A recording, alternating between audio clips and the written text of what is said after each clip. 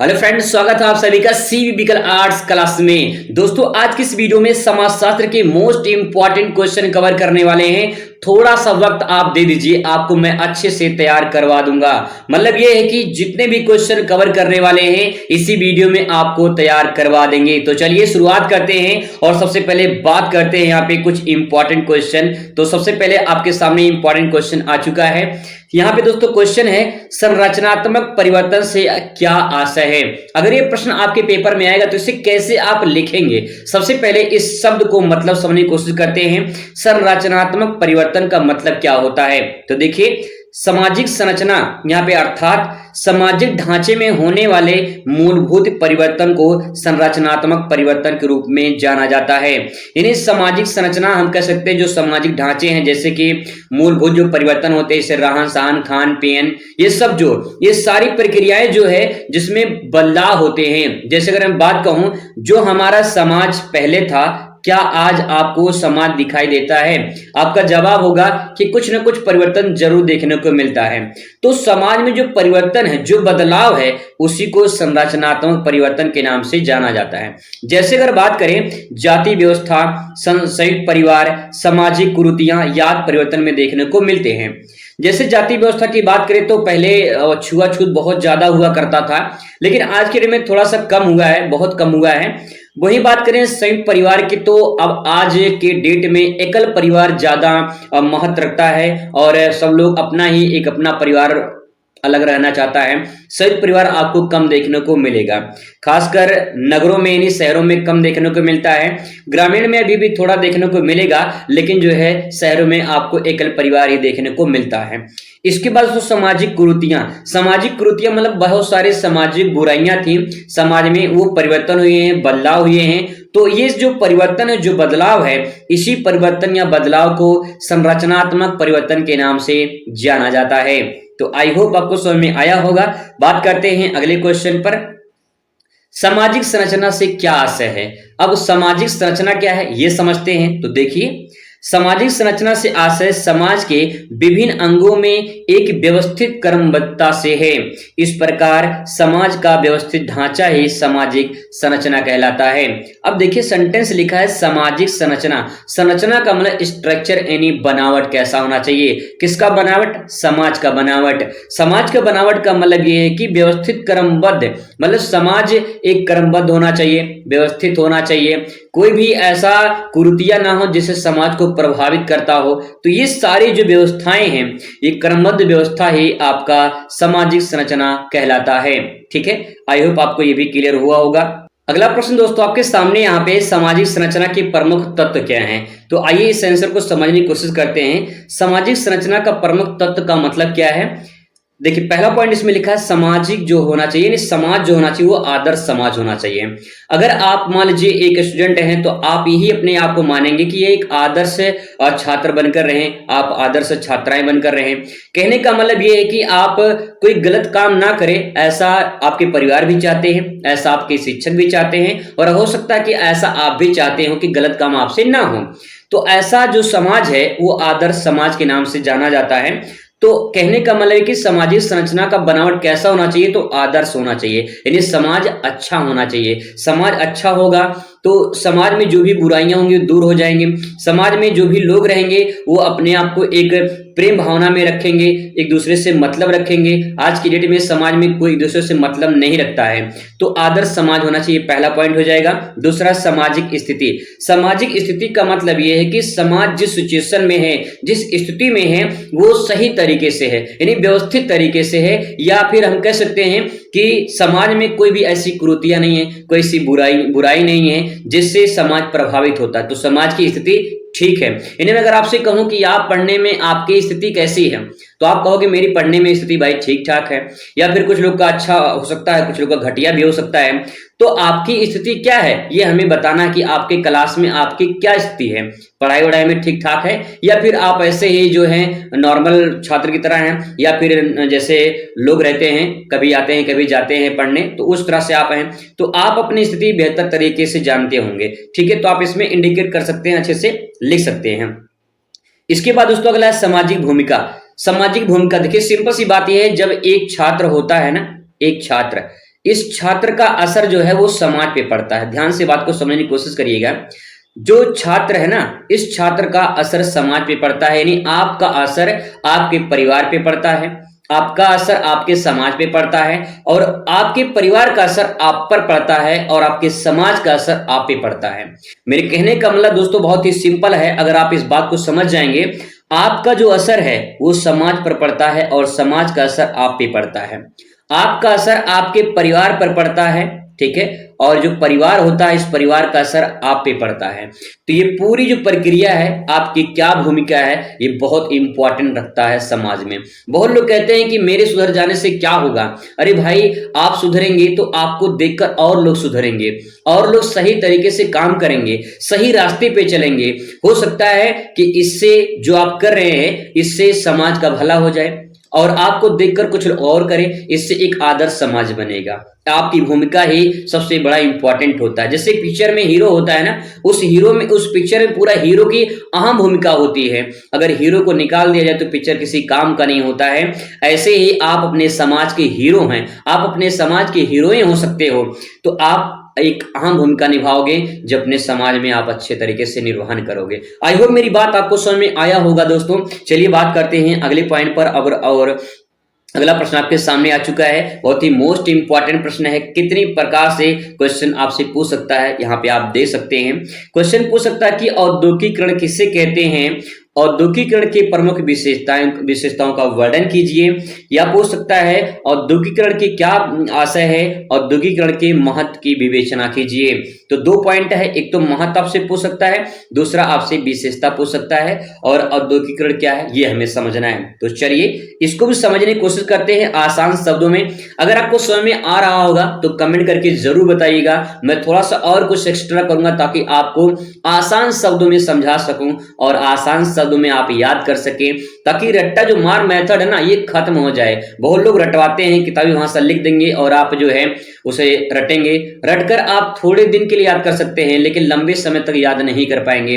लेकिन आप समझ जाएंगे ना, तो आप अपने मन से बना के भी लिख पाएंगे, और सही तरीके से लिखेंगे तो पूरा नंबर आपको मिलेगा। आइए बात करते हैं औद्योगिकीकरण के बारे में। यहाँ पे देखिए दोस्तों लिखा है औद्योगिकीकरण, आप हेडिंग डाल देंगे औद्योगिकीकरण और इसके बारे में लिखेंगे। औद्योगिकीकरण एक ऐसी प्रक्रिया है। पहला पॉइंट ये कि प्रोसेस है भैया। औद्योगिकीकरण जो है ना, वो प्रोसेस, एक प्रक्रिया है। किस चीज की प्रक्रिया है, आगे देखिए।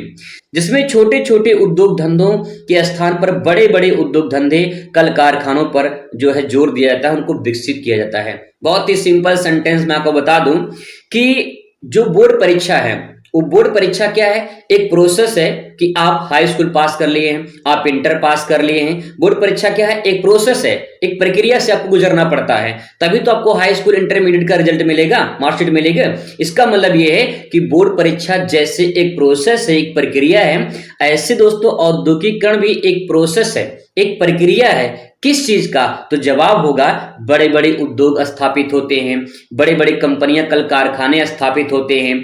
ये जो स्थापित होते हैं, इनके द्वारा ही एक विकास होता है, और उस विकास का नाम है औद्योगिकीकरण। ठीक है। विकसित देश कब बनता है, जब वहां की प्रतिविधियां अच्छी होती है, जब वहां पे रहन सहन, चिकित्सा, स्वास्थ्य, अन्य सुविधाएं अच्छी होती हैं, जब सब लोग अमीर, मतलब कि सबके पास जो संसाधन है वो होते हैं, अमीरी की श्रेणी में होते हैं, तब विकसित होता है। अब कहने का मतलब ये कि औद्योगिकीकरण कब होता है, जब छोटे छोटे उद्योग बड़े बड़े उद्योग में बदल जाएं, जो छोटे छोटे कंपनियां बड़ी बड़ी कंपनियां स्थापित होने लगे, तो उस प्रक्रिया को औद्योगिकीकरण के नाम से जाना जाता है। आई होप आपको समझ में आया होगा दोस्तों। बात करते हैं यहाँ पे आगे। वस्तुओं का उत्पादन हाथों की अपेक्षा मशीन द्वारा किया जाता है, और यही प्रक्रिया औद्योगिकीकरण के नाम से जाना जाता है। जो काम हाथ से किए जाते हैं उनको मशीन से किया जाता है, और जब मशीन से किया जाए, बड़ी बड़ी मशीन स्थापित हो जाएं, तो उसी प्रक्रिया को औद्योगिकीकरण के नाम से जाना जाता है। बहुत ही आसान शब्दों में लिखा है। अगर आप समझ पाएंगे तो बहुत अच्छी बात है, नहीं समझ पाए होंगे तो एक बार फिर से आप समझने की कोशिश करेगा, एक बार फिर से देखने की कोशिश करेगा, तो आपको समझ में आ जाएगा। अब दोस्तों आपके सामने मैं यहाँ पे लेकर आया हूँ हेडिंग। आपका हेडिंग बनेगा औद्योगिकीकरण की प्रमुख विशेषताएं। एक चीज मैं और आपको बता दूं, परीक्षा में अच्छे नंबर लाने के लिए आपको डायग्राम, मैपिंग, कोटेशन इनका प्रयोग करना पड़ेगा। अगर आप सिर्फ लिखते चले जाएंगे तो नंबर आपको कम मिलेगा, लेकिन अगर आप थोड़ा सा अलग लिखेंगे अपनी कॉपी, अलग लिखने का मतलब है कि डायग्राम से, कोटेशन से, फिगर से समझाने की कोशिश करेंगे, परफेक्ट नंबर मिलता है। तो मैं 100% आपको बता रहा हूं, परफेक्ट नंबर मिलता है। तो यहाँ पे देखिए मैंने डायग्राम बना रखा है, समझने की कोशिश करिएगा, मैं आपको पूरे जो है अच्छे से समझाने की कोशिश करूंगा। सबसे पहले यहाँ पे मैंने हेडिंग बना दिया है औद्योगिकरण की प्रमुख विशेषताएं। जो परिभाषा होती है ना, वही विशेषता होती है। इन्हें जैसे अगर आप अपने बारे में किसी को बताते हैं तो जो आप बताते हैं वही विशेषता होती है, वही चीज तो बताते हैं, तो वही चीज आपको यहाँ पे लिखना है। अब देखिए पहला पॉइंट है तकनीकी विकास। देखिए सिंपल सी बात है, औद्योगिकरण का विकास तब हो सकता है जब तकनीकी विकास होगा, तकनीकी ज्ञान होगा, तकनीकी नॉलेज होगा, तभी औद्योगिकरण का विकास हो सकता है। आगे देखिए उत्पादन में वृद्धि।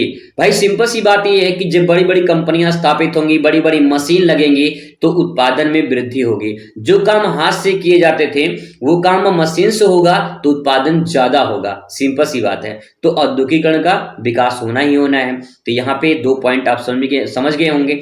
आगे देखिए आर्थिक उन्नति। बहुत सिंपल सी बात यह है कि उत्पादन जब अधिक होगा तो भाई उत्पादन अधिक होगा, सामान अधिक बिकेगा, सामान अधिक बिकेगा तो पैसा आएगा, पैसा अधिक आएगा तो भैया आर्थिक उन्नति जरूर सी हो, जाहिर सी बात होगी, है ना। कहने का मतलब ये है कि एक कड़ी दूसरे कड़ी से जुड़ी हुई है, और अगर इस प्रकार से जोड़कर पढ़ेंगे तो आप रट्टा नहीं मार रहे हैं, समझने की कोशिश कर रहे हैं। दोस्तों यहाँ पे आगे देखिए लिखा गया है वैश्वीकरण। वैश्वीकरण का मतलब ये है कि जब कोई मान लो कंपनी से, टाटा कंपनी हम मान लेते हैं, टाटा कंपनी है। अब टाटा कंपनी मान लीजिए भारत में अपना कंपनी स्थापित की, उसके बाद उसका काम चल रहा है, उत्पादन हो रहा है। जब वो देखेगी कि उसका आर्थिक उन्नति हो रहा है, उसकी वस्तु का डिमांड हो रहा है, तो वही कंपनी दूसरे देश में अपना कंपनी खोलेगी। और जब वो कंपनी दूसरे देश में खोलेगी तो इसके बाद वहां विकास होगा, और इस प्रक्रिया को वैश्वीकरण के नाम से जाना जाता है। जैसे चाइना सामान देख लीजिए, चाइना सामान कितना भारत में आता है, तो चाइना क्या करता है, वैश्वीकरण की प्रक्रिया अपनाता है। वैश्वीकरण का मतलब यह है कि सिर्फ इंडिया में चाइना का सामान नहीं बिकता है, दुनिया के कई सारे देशों में बिकता है उसका सामान। इसका मतलब यह कि चाइना वैश्वीकरण अपनाता है, वैश्वीकरण की प्रक्रिया करता है, ताकि जो है उसके सामान अन्य देशों में पहुंच सके। वहां पहुंचेंगे तो उसको ज्यादा फायदा मिलेगा, ज्यादा पैसा कमाएगा वो, तो ज्यादा पैसा कमाएगा तो ज्यादा उन्नति होगी, ज्यादा उत्पादन होगा, ज्यादा उत्पादन होगा तब तकनीकी का विकास होगा। इस सब का विकास औद्योगिकरण की प्रक्रिया होगी। आई होप आप समझ पा रहे होंगे। दोस्तों आगे बढ़ते हैं, अगला पॉइंट आपके सामने यहाँ पे है नगरीकरण। देखिए सिंपल सी बात ये है, औद्योगिकरण नगरीकरण को प्रभावित करता है। मतलब ये है कि जो शहर होते हैं, जैसे मान लीजिए गांव है, जैसे मान लीजिए गांव है, ठीक है, गांव में कोई अभी बड़ी सी कंपनी खुल जाए तो उसके आसपास में छोटे छोटे कंपनी और खुल जाएंगे। जो छोटे छोटे कंपनियां खुल जाएंगी तो वहां पे लोग अपना जो है रोजगार की तलाश में जाएंगे, तो लोग सोचेंगे यहीं पे आसपास रह लें। धीरे धीरे वहां मानव बस्ती बसने लगेगी, और धीरे धीरे पूरा वो क्षेत्र एक नगर में बदल जाएगा। वहां लोग बैंक खोलना शुरू कर देंगे, वहां पे अन्य सुविधाएं लोग स्थापित कर देंगे। तो इससे क्या होगा, नगरीकरण स्थापित हो जाएगा। तो ये प्रक्रिया है, और यही देखिए कितने अच्छे तरीके से मैंने यहाँ पे बताने की कोशिश किया है। अगर आप समझ गए होंगे तो बहुत अच्छी बात है कैसे नगरीकरण बनता है। ठीक है, आगे देखिए राष्ट्रीय आय में वृद्धि। राष्ट्रीय आय में वृद्धि का मतलब ये है कि भाई सिंपल सी बात है, औद्योगिकरण का विकास होगा, बड़ी बड़ी कंपनियां स्थापित होंगी, लोगों को रोजगार मिलेगा। जब लोगों को रोजगार मिलेगा तो लोगों को आय में वृद्धि होगी, और लोग उस राष्ट्र के हैं तो राष्ट्र का भी वृद्धि होगा, नहीं राष्ट्रीय आय में वृद्धि होगी। सिंपल सी बात है भैया, सिंपल सी बात में एक बात और बता दें आपको। मान लीजिए किसी परिवार में 10 लोग हैं और किसी परिवार में मान लीजिए 10 लोग हैं, ठीक है। अब यहाँ पे देखिए मान लीजिए इसमें 5 लोग कमाने वाले हैं, इसमें 1 लोग कमाने वाले हैं। आप बताइए कि सबसे अधिक पारिवारिक आय किसकी होगी, इसकी होगी। मान लीजिए ए है और ये बी है, तो ए वाले की होगी कि उसमें 5 लोग कमाने वाले हैं। दूसरी बात ये है दोस्तों कि जो 5 लोग कमाने वाले हैं इनकी पूरी पारिवारिक आय ज्यादा होगी, इनकी पारिवारिक आय कम होगी कि उसमें कमाने वाले 1 हैं। तो सिंपल सी बात है, जो औद्योगिक विकास होगा तो लोग आएंगे, लोगों को रोजगार मिलेगा, लोगों को जब रोजगार मिलेगा तो पैसा आएगा, उस पैसों से लोगों की वृद्धि होगी और राष्ट्रीय आय में भी वृद्धि होगी। ये पूरा प्रक्रिया है, प्रोसेस है। आगे देखिए प्रति व्यक्ति आय में वृद्धि होगी। सिंपल सी बात ये है कि प्रति व्यक्ति आय में वृद्धि होगी तो जाहिर सी बात है राष्ट्रीय आय में वृद्धि तो होगा ही होगा। ठीक है। यातायात के साधनों में वृद्धि होगी। जब लोग बढ़ेंगे तो लोगों की आवश्यकताएं बढ़ेंगी, और लोगों की आवश्यकताएं बढ़ेंगी तो परिवहन सेक्टर भी चाहिए, क्योंकि लोग आने जाने के लिए परिवहन का इस्तेमाल करते हैं, तो यातायात के साधनों में भी वृद्धि होगी। चाहे रेलवे हो, चाहे सड़क हो, चाहे हवाई जहाज हो, कुछ भी हो, आपका यहाँ पे परिवहन के साधन में वृद्धि होती है। अगर दोस्तों आप समझ गए होंगे तो आप अच्छे से लिख पाएंगे, नहीं समझ पाएंगे तो दिक्कत हो जाएगी। आप बहुत सारे लोग रटवा देते हैं किताबी भाषा लेकर, लेकिन मैं रटवाने की कोशिश नहीं कर रहा हूँ, समझाने की कोशिश कर रहा हूँ। तो अगर आप समझ गए होंगे तो बहुत अच्छी बात है। ठीक है। आगे देखिए अगला प्रश्न आपके सामने है, नगरीकरण से आप क्या समझते हैं? नगरीकरण का भारतीय समाज पर क्या प्रभाव पड़ा है? This is most important question दोस्तों, ध्यान रखिएगा, अथवा करके पूछ सकता है नगरीकरण से क्या तात्पर्य है, नगरीकरण को भारतीय समाज पर क्या प्रभाव पड़ा है। क्वेश्चन तो एक ही है भैया, क्वेश्चन एक ही है, थोड़ा सा अलग कर देता है बस, क्वेश्चन एक ही है। ठीक है, चलिए उत्तर देखते हैं, ऐसे ही समझाने की कोशिश करेंगे जैसे मैंने पिछला समझाया था। हेडिंग डाल देंगे नगरीकरण और यहाँ पे लिखेंगे नगरीकरण में लिखेंगे, जब रोजगार के लिए ग्रामीण जनता नगर की ओर आकर्षित होने लगे तो नगरों की जनसंख्या बढ़ने लगती है, इससे समाजशास्त्र में नगरीकरण कहा जाता है। मैं आपको एक सिंपल से उदाहरण देकर समझाने की कोशिश करता हूं। जैसे मान लीजिए गांव है, ठीक है, गांव है, क्या आप बता दीजिए क्या गांव में सभी मूलभूत आवश्यकताओं की पूर्ति हो जाती है? आपका जवाब होगा नहीं। जब गांव में मूलभूत आवश्यकताओं की पूर्ति नहीं होती तो लोग जाते हैं शहर में, ठीक है, नगर में जाते हैं, शहर में जाते हैं उस चीज के लिए जो गांव में नहीं मिलता है, जो रोजगार नहीं मिलते हैं, जो सुविधाएं नहीं मिलती हैं, इसीलिए लोग नगर से लोग जो क्या करते हैं, गांव से नगर की तरफ प्लान करते हैं, और नगर की तरफ जो जाते हैं तो नगर में जनसंख्या बढ़ती है। जो नगर छोटा सा होता है, ठीक है, वही नगर बढ़ने लगता है धीरे धीरे, और यही बढ़ने की प्रक्रिया नगरीकरण के नाम से जानी जाती है। नगरीकरण, करण मतलब करना होता है, नगर क्या, नगर की वृद्धि करना। जब लोग नगर में बढ़ेंगे तो लोगों की आवश्यकताएं बढ़ेंगी, तो नगर जो है वो बड़ा होता चला जाएगा, और इसी पूरी प्रक्रिया को नगरीकरण के नाम से जाना जाता है। जैसे बात करें, एक और एग्जांपल लेते हैं, यहाँ पे दिल्ली की बात कर लेते हैं, ठीक है, दिल्ली की बात कर लेते हैं। दिल्ली में जब जनसंख्या धीरे धीरे बढ़ने लगी ना, तो दिल्ली के आसपास का जो एरिया था उस एरिया को जो है एनसीआर के नाम से जाना जाता है। ठीक है, एनसीआर के नेशनल कैपिटल रीजन नहीं, जो है नेशनल कैपिटल रीजन यानी एनसीआर के नाम से जाना जाता है। जो गुड़गांव जो हरियाणा है, जो यूपी है, उसके कुछ आसपास के जिलों को लेकर एनसीआर बना दिया गया है, यानी जो दिल्ली के आसपास रीजन है उनको एनसीआर में शामिल कर लिया गया है, वो भी दिल्ली के अंतर्गत आते हैं, और ये पूरा का पूरा प्रक्रिया नगरीकरण के नाम से जाना जाता है। ठीक है, आइए आगे बात करते हैं। नगरीकरण वह प्रक्रिया है जिसके द्वारा किसी समाज में उद्योग धंधों के विकास अथवा अन्य कारणों के नगरों का विकास होता है।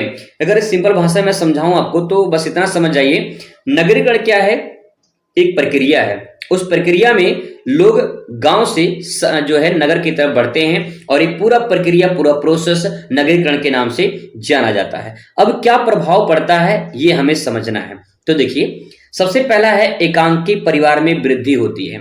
जब लोग नगर में जाते हैं तो अपना परिवार लेकर जाते हैं, जैसे कि अपने पत्नी को, अपने बच्चे को लोग लेकर जाते हैं, और उनके जो माता पिता होते हैं वो घर पे छोड़ देते हैं। जो उनके भाई छोटे छोटे होते हैं, बहन होती हैं, उनको घर पे छोड़ देते हैं। जिनकी शादी हो जाती है वो अपने परिवार, अपने बीवी बच्चे के साथ में शहर में शिफ्ट हो जाते हैं। जब शहर में शिफ्ट हो जाते हैं तो वहां पे एकल परिवार होता है, यानी एक ही परिवार होता है। तो जो एकल परिवार है, जब लोग नगर में चले जाते हैं, शहर में चले जाते हैं, तो उनका जो है एक परिवार के बसना ही एकल परिवार के नाम से जाना जाता है। ठीक है, आगे देखिए, फैशन का बढ़ावा। भाई सिंपल सी बात है, शहर में फैशन ज्यादा होता है। अब शहर से फैशन धीरे धीरे गांव में आने लगा, गांव में फैशन धीरे धीरे बढ़ने लगा, तो नगर में आपको फैशन देखने को ज्यादा मिलते हैं, गांव में फैशन थोड़ा देखने को कम मिलते हैं। लेकिन ऐसा नहीं है, अब गांव में भी धीरे धीरे आप पांव पसार रहा है फैशन। ठीक है, आगे देखिए, अगला पॉइंट यहाँ पे लिखेंगे, सामाजिक विजातियां। सामाजिक विजातियां की मतलब यह है कि समाज में बहुत अलग अलग प्रकार के आपको धारणाएं देखने को मिल जाती हैं। वहां पे जो शहर में जो लोग रहते हैं ना, वो किसी से मतलब नहीं रखते भैया। सब अपना अपना लोग अपना मकान बनवा के अपने अपनी कॉलोनी में अपने अपने घर में बिजी रहते हैं, कोई किसी से उतना मतलब नहीं रखता है। तो यहाँ पे जो सामाजिक विजातीय मतलब समाज में अलग अलग धारणाएं पाई जाती हैं, तो ये सामाजिक विजातीय के नाम से जानी जाती है। अगला पॉइंट यहाँ पे अंधविश्वासों की समाप्ति। जब लोग शहर में चले जाते हैं तो भाई पढ़े लिखे हैं, समाज में कुछ लोग जो है शिक्षित हो जाते हैं, तो पढ़े लिखे कुछ लोग होते हैं, बहुत सारे ऐसे लोग होते हैं जो अंधविश्वास को नहीं मानते हैं, जैसे झाड़ फूंक होता है ना, इन सबको नहीं मानते हैं और उसके आधार पे अपना समाज का विकास होता है। तो ये अंधविश्वास की समाप्ति शहर में यानी नगर में हो जाता है। आगे पॉइंट है श्रम विभाजन। श्रम विभाजन का मतलब ये है कि जो लोग खेती करते थे जब शहर में चले जाते हैं तो खेती नहीं करते हैं, वहां पे किसी कंपनी में काम करते हैं या कोई और जॉब करते हैं, तो श्रम विभाजन यानी जो उनका काम होता है वो बढ़ जाता है। विभाजन मतलब बढ़ जाना, काम का बढ़ जाना ही श्रम विभाजन के नाम से जाना जाता है। तो ये लिख सकते हैं पॉइंट। आर्थिक विकास। नगरों में आर्थिक विकास होता है, बहुत सारे लोग हैं, आपको गांव की अपेक्षा नगर में यानी शहर में पैसा ज्यादा मिलता है, वहां पैसा ज्यादा मिलता है, तो उनका विकास होता है और उनका विकास का मतलब आर्थिक विकास होता है। ठीक है, तो ये सारी पॉइंट दोस्तों अगर आप समझ जाएंगे तो 2-3 लाइन आराम से अपने शब्दों में आप बयां कर सकते हैं। नहीं समझ पाएंगे तो कुछ नहीं लिख पाएंगे, लेकिन मैं आपको आसान शब्दों में समझाने की पूरी कोशिश कर रहा हूं।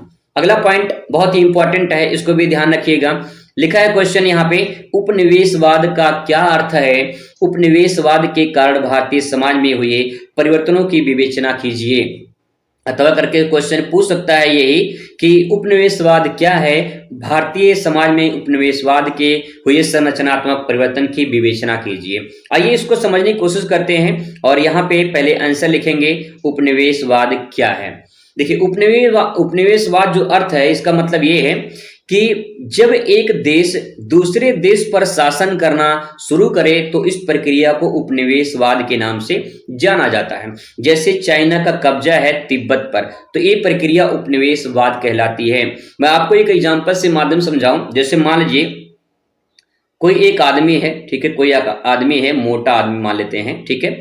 अब ये मोटा आदमी क्या करेगा, दुबले पतले जो आदमी होंगे ना, इनको परेशान कर रहा है मान लो। जब ये आदमी मोटा आदमी इस पतले आदमी पर जो भी अपना हक जमाए या फिर मारे पीटे या फिर जो उसका संसाधन को छीन ले, तो ये प्रक्रिया जो होगी ना, ये उपनिवेशवाद के नाम से जानी जाती है। मतलब ये है कि जब एक शक्तिशाली देश किसी छोटे देश पर कब्जा कर ले तो इस पूरे प्रक्रिया को हम कहते हैं उपनिवेशवाद। जैसे चाइना कब्जा तिब्बत पर है, इस प्रकार से। ठीक है, आगे देखिए। आगे इसमें दोस्तों लिखेंगे 16वीं शताब्दी में एशिया, अफ्रीका और अमेरिकी महाद्वीप में साम्राज्यवादी नियंत्रण स्थापित करना तथा उपनिवेश बनाने का पहला चरण प्रारंभ होता है। 16वीं शताब्दी से ही जो है एशिया, अफ्रीका और अमेरिकी उपमहाद्वीप में जो है साम्राज्यवादी का मतलब ये है कि एक शक्तिशाली देश या एक शक्तिशाली गुट संगठन किसी दूसरे देश के अपने में मिला ले तो उसे साम्राज्यवादी के नाम से जाना जाता है। भारत भी कभी उपनिवेशवाद था, ध्यान रखिए, क्योंकि यहाँ पे गुलाम, यहाँ भारत किसका गुलाम था? ब्रिटेन का, यानी अंग्रेजों का, इंग्लैंड वालों का। तो कहने का मतलब ये है कि साम्राज्यवादी जो नियंत्रण है वो साम्राज्यवादी नियंत्रण मतलब किसी दूसरे सत्ता के हाथ में चली जाती है, जैसे यहाँ भारत में हुआ था, जिसमें इंग्लैंड, फ्रांस, पुर्तगाल, स्पेन अन्य देशों ने बड़े बड़े औपनिवेशिक साम्राज्य स्थापित किए थे। जैसे यहाँ पे दिया है, इंग्लैंड वाले भारत में आए थे और सारे देशों में फैले हुए थे वो सब। तो इस प्रकार से प्रक्रिया साम्राज्यवाद या फिर औपनिवेशिकवाद या उपनिवेशवाद के नाम से जाना जाती है। सब लगभग एक ही शब्द मिलते जुलते हैं। ठीक है, एक एग्जाम्पल देखिए, यहाँ पे एग्जाम्पल देखिए। एक शक्तिशाली कोई देश है, मान लीजिए ए है, ठीक है, और जब एक कमजोर देश को या अर्धविकसित देश को कब्जा कर ले, उसके संसाधनों को छीन ले, तो ये पूरी प्रक्रिया उपनिवेश कहलाती है, यानी उपनिवेशवाद के नाम से जानी जाती है। ठीक है, आगे देखिए।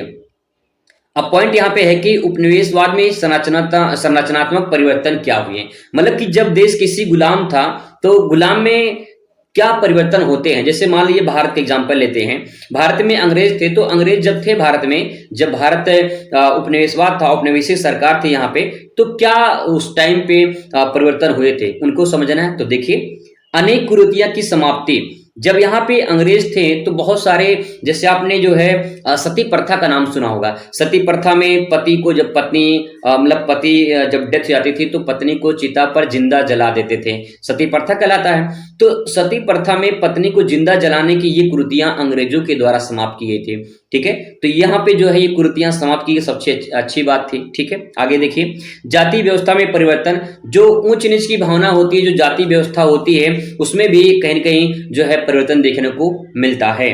ठीक है, सामाजिक गतिशीलता में अगर बात करें, शिक्षा, रेलवे, ये सब जो है, जो आईएएस के एग्जाम वगैरह, मतलब आईएएस जो सबसे बड़ी पोस्ट भारत में मानी जाती है, इन सब का शुरुआत जो है अंग्रेजों के टाइम से हो रहा है, यानी अंग्रेजों ने शुरुआत की थी। तो ये धीरे धीरे प्रसार हो रहा है, सामाजिक गतिशीलता हो रही है। ठीक है, आगे देखिए, विवाह की संस्था में परिवर्तन। विवाह की संस्था में परिवर्तन, भारत में जो पहले विवाह होते थे ना, वो बड़े अजीब ढंग से होते थे, लेकिन आज के दिन में बफर सिस्टम में और अजीब ढंग से होता है भैया, है ना। तो कहने का मतलब है कि विवाह संस्था में परिवर्तन भी किए गए। ठीक है, आगे देखिए, अगला हेडिंग है आर्थिक विकास में परिवर्तन। बहुत सारे, जब देखिए अंग्रेज यहाँ से लूट कर गए हैं, बहुत सारे खजाना लूट कर गए हैं, बहुत सारे संसाधन लूट कर गए हैं, लेकिन कुछ ना कुछ दिए भी हैं। जैसे कि अगर बात करें एजुकेशन की, बात करें रेलवे की, बात करें, बहुत सारी चीजें जो है उनके ऐतिहासिक धरोहर भी हैं। ठीक है, तो कहने का मतलब ये है कि कुछ आर्थिक विकास में भी उनका योगदान है।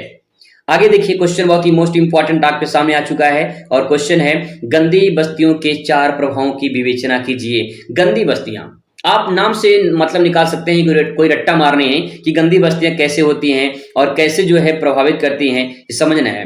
तो देखिए, गंदी बस्तियों के प्रभाव क्या हैं? दूषित वातावरण होता है।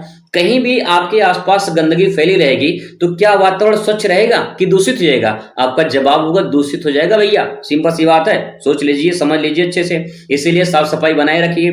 दूषित जल, भाई सिंपल सी बात है, गंदगी, पूरे कचरे नाली में जा रहे हैं, फिर नाली नदी में जा रहा है तो नदी दूषित हो रहा है। भाई सिंपल सी बात ये है कि पूरी प्रक्रिया जो है कहीं न कहीं एक दूसरी कड़ी से दूसरी कड़ी जुड़ी हुई है। दूषित वातावरण, दूषित जल होगा, और मानसिक तनाव। भाई सिंपल सी बात है, आपके आसपास पूरा कचरा भरा हुआ है, वहां पे प्रदूषण हो रहा है, वहां पे जल प्रदूषण, ध्वनि प्रदूषण हो रहा है, तो क्या मानसिक तनाव नहीं होगा? मानसिक तनाव हो जाएगा, इंसान डिप्रेशन में चला जाएगा, समस्या हो जाएगी भैया, सिंपल सी बात है, देख लीजिए। ठीक है, अनेक बीमारियां हो जाएंगी। आपके चारों तरफ गंदगी फैली रहे, आपको दमा की बीमारी, सांस की बीमारी, बहुत सारी त्वचा की बीमारी, बहुत सारी बीमारी आपको हो जाएगी अगर ऐसी गंदगी आपको देखने को आसपास मिलेगी। तो दोस्तों, अगर आप समझ के याद करेंगे, समझ के पढ़ेंगे तो आपको दिक्कत नहीं होगी। ये कुछ इंपॉर्टेंट क्वेश्चन थे, इसके नीचे और भी क्वेश्चन है, बहुत ही इंपॉर्टेंट क्वेश्चन है, इनको भी कवर करेंगे लेकिन अगली वीडियो में। ठीक है, फिलहाल जो दोस्तों मैंने आपको बताया है, अगर आप इतना एक बार पढ़ लेते हैं, अच्छे समझ जाएंगे, तो आपके पेपर में जरूर देखने को मिलेगा। और जब पेपर में यहाँ से आएगा ना, तो आप जब इसे प्रेजेंट करेंगे तो आप समझ लीजिए पूरा नंबर पाएंगे, और अच्छे तरीके से मैं आपको तैयारी करवाऊंगा। चलिए मुलाकात करेंगे दूसरी वीडियो में, तब तक खुश रहिए, मस्त रहिए और जिंदगी में स्वस्थ रहिए। धन्यवाद।